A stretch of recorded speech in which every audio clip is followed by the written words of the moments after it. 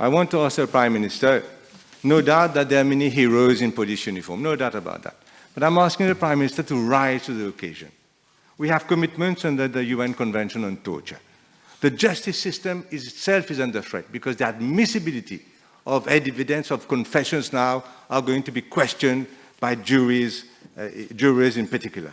Mr. Speaker, so we need to move to an evidence-based justice system. We have especially to stop these inhumane acts, which are affecting lifelong suffering on people, Mr. Speaker. There's also the security of exhibit rooms. Seems you come in and out of there like you come out of a Metro Express station.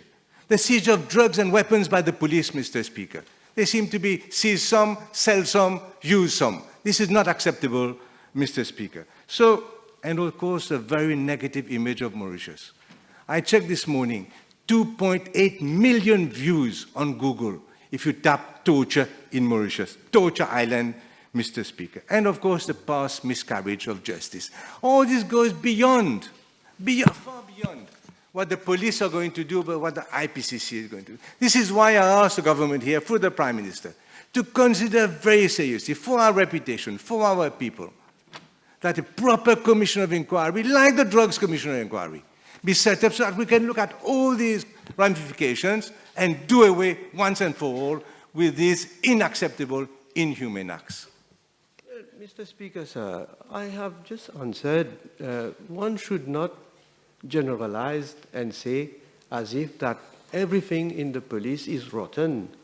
The Honourable Leader of the Opposition, among so many, in fact, he has not been putting questions, but making statements. One of them I heard him saying, which is very serious, saying that police officers are seizing drugs and arms, and they are selling, some of them, they are selling those drugs and arms. Yes, but do you have evidence? Just come and saying like that. Show me. Cross-talking.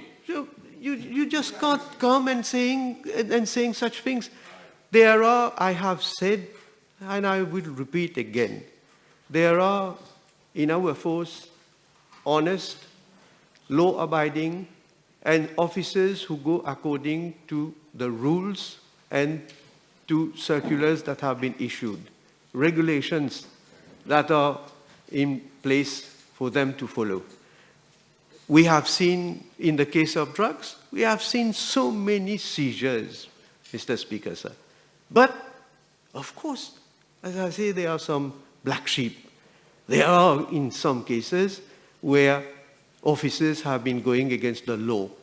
But the main and the most fundamental thing is that neither the Commissioner of Police nor this government will condone or will tolerate or will cover up anyone of the officer who goes against the law. Inquiry, we are in an état de droit. Of course, each one has his own right, but proper inquiries have to be conducted, and ultimately, on the advice, of course, of the DPP, anyone will have to go and answer for his acts and doings.